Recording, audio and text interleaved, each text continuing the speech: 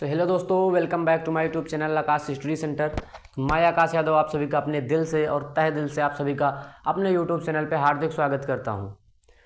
तो मैं आज आप सभी के लिए 2025 के नए बैच मेरी ऑफलाइन कोचिंग और ऑनलाइन दोनों पे आज से नए बैच की शुरुआत हो चुकी है। और मैं आपसे एक उम्मीद बनाए बैठा हूँ और एक उम्मीद करता हूँ कि ज़रूर आप अपने इस भाई को अपना प्यार दुलार देंगे और ज़रूर मेरी वीडियो को लाइक एवं सब्सक्राइब ज़रूर करेंगे।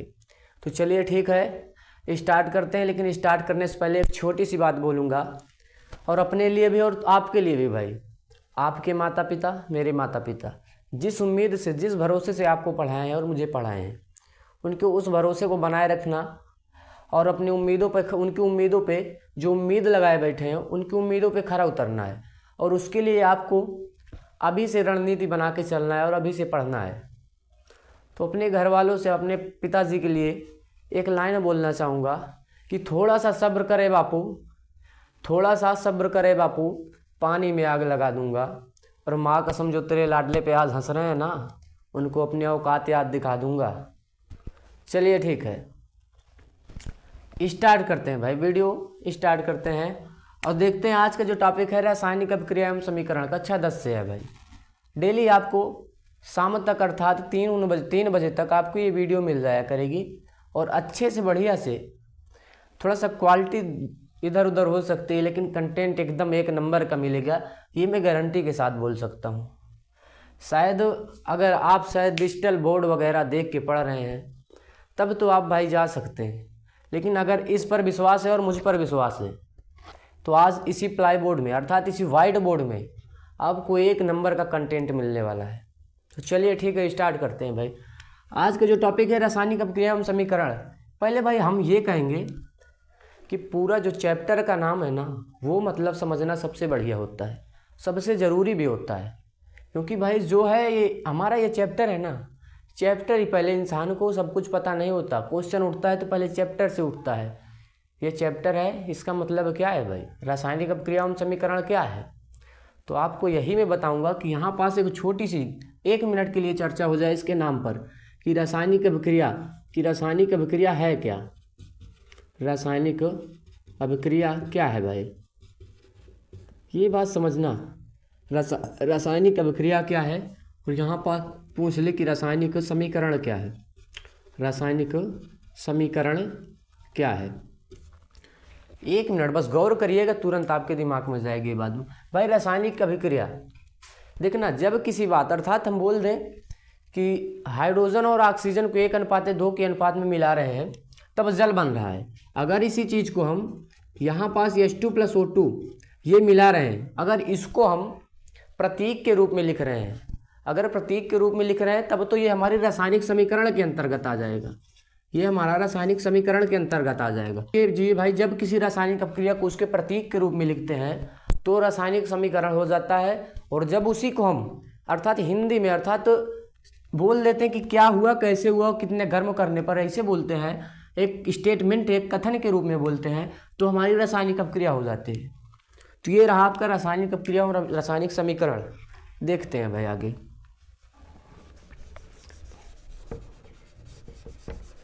अब आपका आगे का जो टॉपिक है वो आपका है परिवर्तन।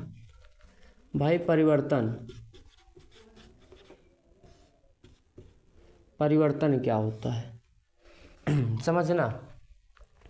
परिवर्तन होता क्या है भाई, किसी चीज़ में बदलाव या फिर बदलना, चाहे हम उसको खुद से बदल दें या फिर वो खुद से बदल जाए, चाहे हम खुद बदल दें या फिर वो खुद से बदल जाए, तो ये होता है हमारा परिवर्तन। परिवर्तन का अर्थ होता है क्या, बदलना या फिर बदलाव। और ये बदलाव कब होता है भाई, ये समझना। भाई किसी चीज़ को, मान लिया जाए ये मार्कर है, अगर इस मार्कर को हम बाहर फेंक देते हैं, कुछ समय बाद भाई, 1 दिन 2 दिन 4 दिन 1 साल 2 साल, कुछ समय बाद भी ये खराब हो जाएगा भाई। जब ये बर्बाद हो जाएगा तो हम ये बोल सकते हैं कि इसमें परिवर्तन हुआ, अर्थात ये पूरा बदल गया, इसका कलर उड़ जाएगा भाई, पूरा का पूरा कलर उड़ जाएगा और ये कमज़ोर हो जाएगा, थोड़ा सा हल्का भी हो जाएगा। जब ये सड़ जाएगा तब ये हल्का हो जाएगा। तो अर्थात यही परिवर्तन है। अगर हम एक लोहे की कील को बाहर फेंक देते हैं तो शायद आप देखेंगे 4-6 दिन बाद उसमें कुछ जंग लग जाएगा, ये क्या है भाई, ये परिवर्तन है, ये परिवर्तन है। तो हमारी टॉपिक की बात है तो टॉपिक में हमारे दो परिवर्तन दिए गए हैं। कौन कौन से? पहला है हमारा भौतिक परिवर्तन, भौतिक परिवर्तन। दूसरा क्या है हमारा? रासायनिक परिवर्तन, रासायनिक परिवर्तन। समझना भाई कि भौतिक परिवर्तन और रासायनिक परिवर्तन होते क्या हैं। तो थोड़ा सा मैं इसे ऊपर लिखे दे रहा हूँ, भौतिक परिवर्तन को थोड़ा सा ऊपर किए दे रहा हूँ भाई, यहाँ समझिएगा।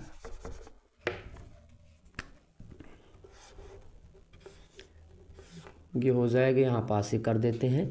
भौतिक परिवर्तन, भौतिक परिवर्तन। भाई भौतिक परिवर्तन क्या होते हैं? भौतिक अवस्था आप शायद जानते होंगे कि भौतिक गुण क्या होता है। एक हिसाब से ये समझिए, यहाँ से पॉइंट पकड़ना, आपके समझ में आ जाएगा कि वे परिवर्तन जिनमें पदार्थ की केवल भौतिक अवस्थाएं चेंज होती हैं, वे परिवर्तन जिनमें पदार्थ की केवल और केवल भौतिक अवस्था चेंज होती है, वो होते हैं भौतिक परिवर्तन। जबकि रासायनिक परिवर्तन क्या होता है कि वे परिवर्तन जिनमें पदार्थ की द्रव्यमान, संगठन, जो कि भौतिक गुण नहीं है, रासायनिक गुण है भैया। तो वे परिवर्तन जिनमें पदार्थ के रासायनिक गुण चेंज होते हैं, अर्थात रासायनिक परिवर्तन जिनमें होता है और परिवर्तन के फलस्वरूप एक नई वस्तु का निर्माण होता है, वो होता है रासायनिक परिवर्तन। तो इसकी परिभाषा, हम भौतिक परिवर्तन की परिभाषा लिखते हैं कि वह परिवर्तन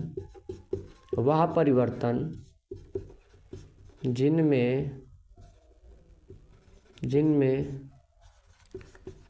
केवल पदार्थ की भौतिक अवस्था, जिनमें केवल पदार्थ की भौतिक अवस्था, जैसे भौतिक अवस्थाएं क्या हो जाएंगी भैया? जैसे रंग, ताप, दाब, आकार। भौतिक अवस्था परिवर्तित होती है, परिवर्तित होती है, उसे भौतिक परिवर्तन कहते हैं, भौतिक परिवर्तन कहते हैं। अब भौतिक परिवर्तन के एक उदाहरण देखते हैं यहाँ पास भाई, कि भौतिक परिवर्तन के उदाहरण एक देखते हैं क्या हो जाएगा। यहाँ एक उदाहरण की बात करें तो हो जाएगा बल्ब का जलना, बल्ब का जलना। भाई बल्ब का जलना ये हो जाएगा, प्लस में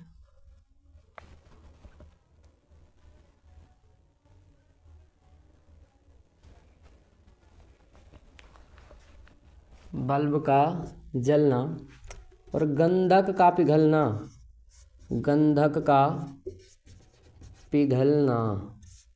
और क्या हो जाएगा? नमक का जल में घुलना आदि। अब एक पॉइंट यहाँ पास आप लोग नोट करना कि भाई बल्ब का जलना, अगर आपको इसमें कोई परिवर्तन लग रहा हो तो बताइए मुझे। केवल और केवल बल्ब प्रकाशित हो रहा है बस, और इसमें कुछ भी नहीं हो रहा है, कोई परिवर्तन नहीं हो रहा है भाई। और हो भी रहा है तो केवल उसकी भौतिक अवस्थाएं बदल रही है। उसमें थोड़ा उसका ताप भी बदल जाएगा, जब वो जलेगा तो गर्म हो जाएगा, उसका ताप भी बदल जाएगा और थोड़ा सा उसमें आपको प्रकाश मिल जाएगा बस, और कुछ भी परिवर्तन नहीं। जबकि रासायनिक परिवर्तन की बात किया जाए तो यहाँ पास रासायनिक परिवर्तन के बारे में समझना। रासायनिक परिवर्तन,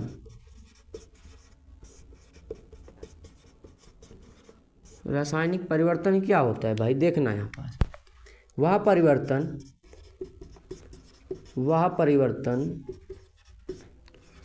जिनमें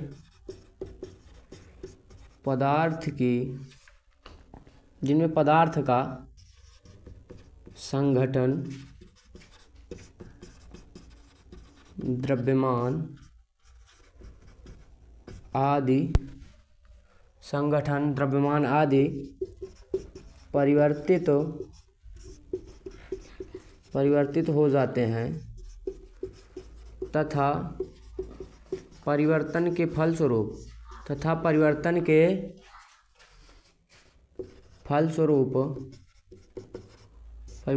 फलस्वरूप एक नई वस्तु का निर्माण होता है। एक नई, भाई वस्तु भी बोल सकते हैं, उत्पाद भी बोल सकते हैं, पदार्थ भी बोल सकते हैं। नई वस्तु का निर्माण होता है, उसे रासायनिक परिवर्तन कहते हैं। रासायनिक परिवर्तन कहते हैं। ये रहा आपका भौतिक और रासायनिक परिवर्तन। समझिएगा भाई, भौतिक परिवर्तन और रासायनिक परिवर्तन क्या डिफरेंस है इनमें, ये बात समझिएगा। ये था हमारा रासायनिक परिवर्तन, ये है भौतिक परिवर्तन। भाई भौतिक परिवर्तन में क्या था कि केवल और केवल उसकी भौतिक अवस्था चेंज होती थी, जबकि रासायनिक में क्या है, उसका द्रव्यमान भी बदल जाएगा, उसका संगठन भी बदल जाएगा, और सब तो सब भाई जब वो बनेगा तो उसके परिवर्तन के फलस्वरूप एक नई वस्तु का क्या होता है, निर्माण होता है। वस्तु की जगह पर आप पदार्थ भी लिख सकते हैं कि नए पदार्थ का जिस अवस्था में आप परिवर्तन रहेगा वैसे ही निर्माण होगा। ये एक नई वस्तु बोल सकते हैं, एक नया पदार्थ बोल सकते हैं का निर्माण होता है। यही होती है रासायनिक परिवर्तन की परिभाषा। एक उदाहरण देख लेते हैं इसका, कि उदाहरण इसका क्या हो जाएगा, समझना भाई। यहाँ पर जैसे हो जाए मैग्नीशियम का जलना, मैग्नीशियम का जलना, ये हो जाएगा मैग्नीशियम का जलना। दूसरा हो जाएगा दूध का दही बनना, दूध से दही का बनना, ये भी हमारा हो जाएगा रासायनिक परिवर्तन। अब एक बात समझना, यहाँ पास मैग्नीशियम का जलना, एक सिंपल सा उदाहरण देखना भाई, कि लोहे में जंग लगना,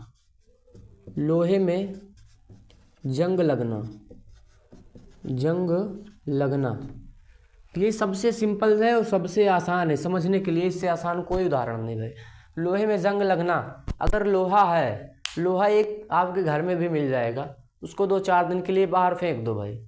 जब बाहर फेंक दोगे थोड़ा सा नमी मिल जाएगी उसे और वायु मिल जाएगा, इन दोनों की उपस्थिति में वो अभिक्रिया करेगा, और जब अभिक्रिया करेगा तब जा करके क्या बनाएगा, उसमें जंग लग जाएगा। वही फेरिक ऑक्साइड जो होता है, जंग फेरिक ऑक्साइड ही होता है भाई। तो वो जल और वायु से क्रिया करके तब वो जंग लगता है। तो कहने का मतलब इसमें एक नई चीज़ प्राप्त होती है, लोहे में जंग लगना, परिवर्तन के फलस्वरूप जो जंग प्राप्त होता है वो अलग चीज़ होता है भाई, लोहा से बहुत ही अलग होता है। लोहा केवल आयरन या फी होता है, जबकि वो जंग जो लगता है वो फेरिक ऑक्साइड होता है। तो यहाँ पास मैग्नीशियम का जलना, ये बात समझिएगा, मैग्नीशियम जो है भाई केवल और केवल मैग्नीशियम है भाई, इसका वायु में दहन या फिर जलना, वायु में फेंक दोगे तो ये मैग्नीशियम ऑक्साइड बना लेगा, ऑक्सीजन के साथ जल करके या दहन हो करके क्या बनाएगा, मैग्नीशियम ऑक्साइड। ये हो गया मैग्नीशियम का जलना।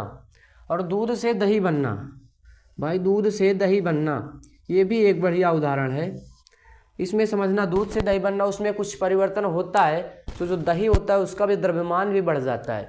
दूध और दही के द्रव्यमान, भाई दूध का भार अलग होता है, दही अलग होता है। तो ये उम्मीद करता हूँ कि भौतिक परिवर्तन, रासायनिक परिवर्तन बहुत अच्छे से समझ में आया होगा। आगे बात करते हैं भाई। अब देखते हैं रासायनिक अभिक्रिया एवं समीकरण। परिवर्तन समाप्त हुआ, परिवर्तन के बाद का जो टॉपिक है वो है रासायनिक अभिक्रिया एवं समीकरण। तो देखते हैं, अब रासायनिक अभिक्रिया देखते हैं, उसके बाद का जो मैटर है समीकरण वो देखते हैं। तो यहाँ लिखते हैं कि रासायनिक अभिक्रिया,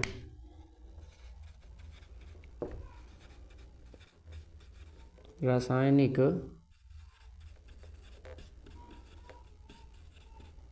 अभिक्रिया, भाई इंग्लिश में अगर लिखना चाहो तो इसको बोलते हैं केमिकल